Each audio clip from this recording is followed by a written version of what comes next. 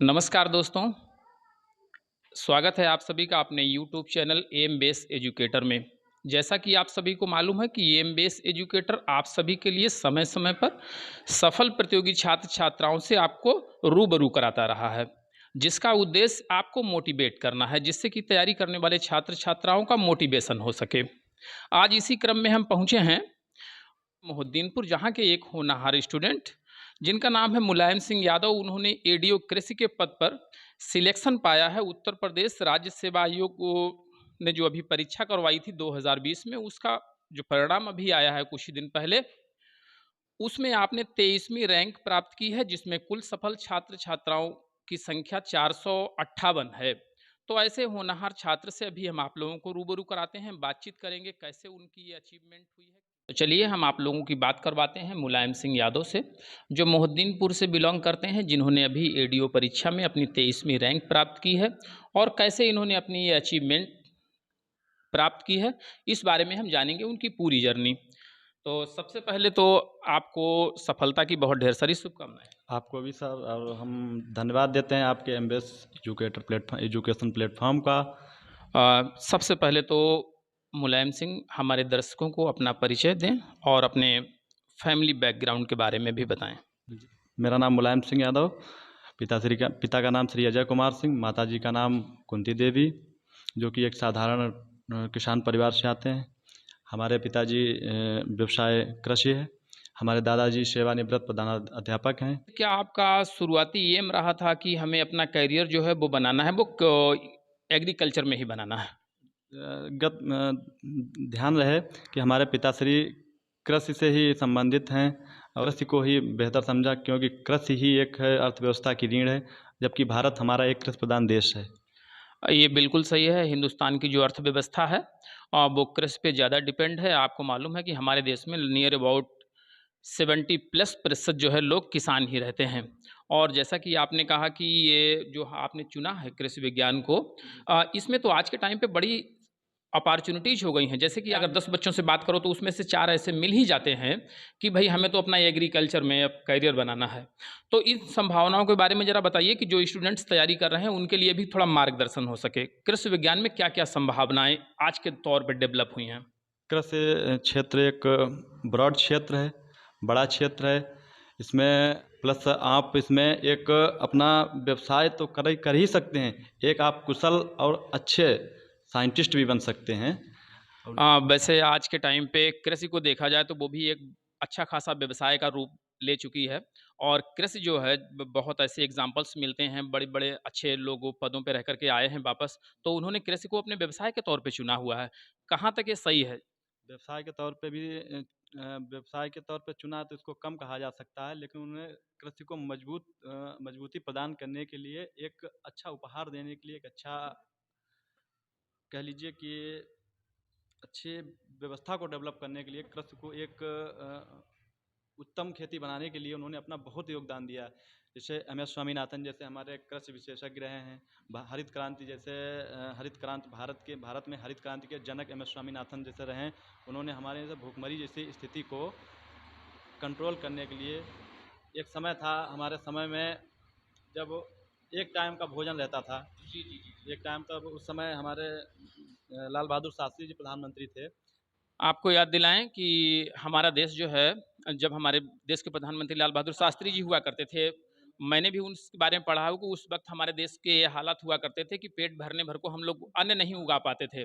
लेकिन हमारे देश में जो हरित क्रांति आई, उसका परिणाम आज ये हुआ कि हमारे जो कृषक हैं, किसान हैं, उन्होंने मेहनत की और खेती से इतना अन्न उगाया कि आज लाखों टन अनाज हम दुनिया के दूसरे देशों को सप्लाई करते हैं। दुनिया का पेट भरने का ऑप्शन हम लोग बनते चले जा रहे हैं। मुलायम सिंह जी, जैसे कि आपने एडीओ पंचायत की जो एडीओ कृषि में 23वीं रैंक प्राप्त की है, ये कौन परीक्षा करवाता है? कौन इसको कंडक्ट करता है? कैसे क्या रही है वो पूरी हमें बताइए।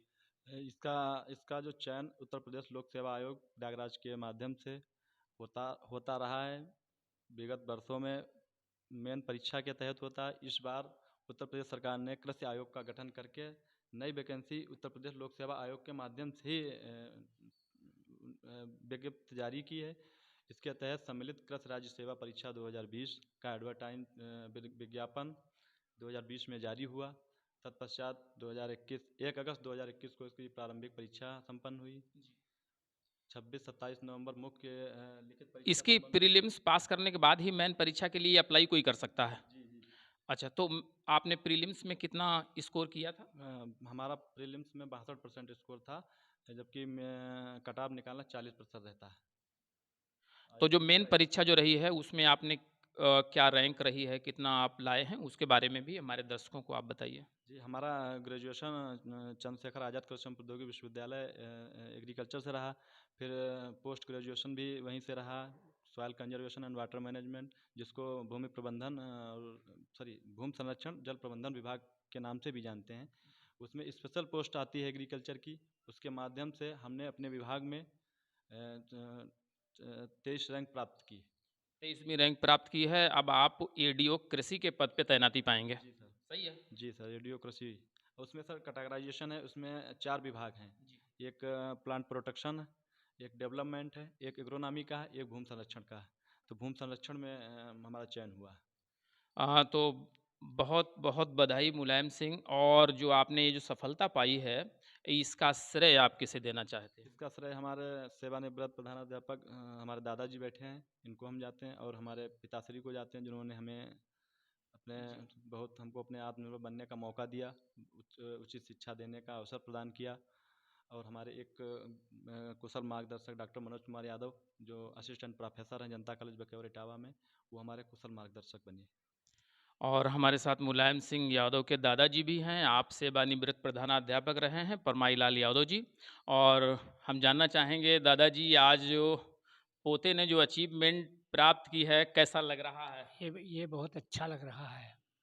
आ, और आपको मालूम है कि दादाजी जो सेवानिवृत्त प्रधानाध्यापक रहे ही हैं, तो आपके ही मार्गदर्शन में मुलायम सिंह ने अपना ये रास्ता चुना और आज सफलता प्राप्त की है। बहुत बहुत धन्यवाद। और हम आपसे एक और सवाल का जवाब जानना चाहेंगे। आज के टाइम पे एक बात कही जाती है कि सर्विसेज तो बहुत कम हैं, प्रतियोगी बहुत हैं। इस बारे में आप क्या कहना चाहेंगे? क्या प्रतियोगियों में क्षमता कम हो रही है या पदों की संख्या ही घट रही है?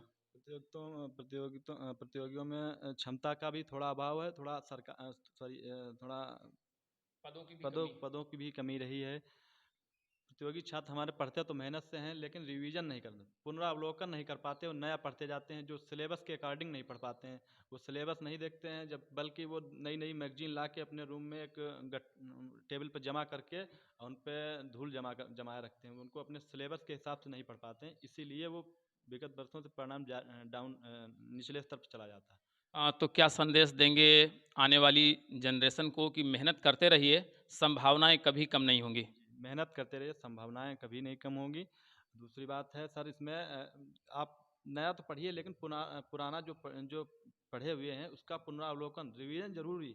एक बार नया पढ़िए, 2 बार पुराना जो है पढ़ लिए, उसका पुनरावलोकन जरूरी है। और पढ़ाई में कोई शार्टनेस तो होता नहीं है जिसके माध्यम से हम कहीं सफलता की सीढ़ियां अर्जित कर लें। ये क्रमबद्ध क्रम स्टेप बाय स्टेप ही हम लोग कर सकते हैं। इसके लिए सबसे ज़रूरी है कि हम लोगों ने जो अपना अध्ययन किया है उसका रिवीजन बनाए रखें, उसको पढ़ें। नए पढ़ने के चक्कर में हम लोगों ने पुराना जो पढ़ा होता है उसको दोहराना हम लोग कम कर देते हैं, और वही हम लोगों के लिए असफलता का कारण बन जाता है। तो जो प्रतियोगी छात्र हैं, आप सबसे यही कहना है, और आपको ये संदेश भी है मुलायम सिंह की तरफ से कि आप लोग हतोत्साहित ना हो। वैकेंसियां कहीं कम नहीं हैं। हम लोग अपने टैलेंट को बनाए रखें और सतत प्रयास करते रहें, और परिश्रम जो करते हैं उसका आपको परिणाम जरूर मिलेगा। सफलता एक ना एक रोज आपके कदम चूमेगी। हमसे बातचीत करने के लिए बहुत बहुत धन्यवाद।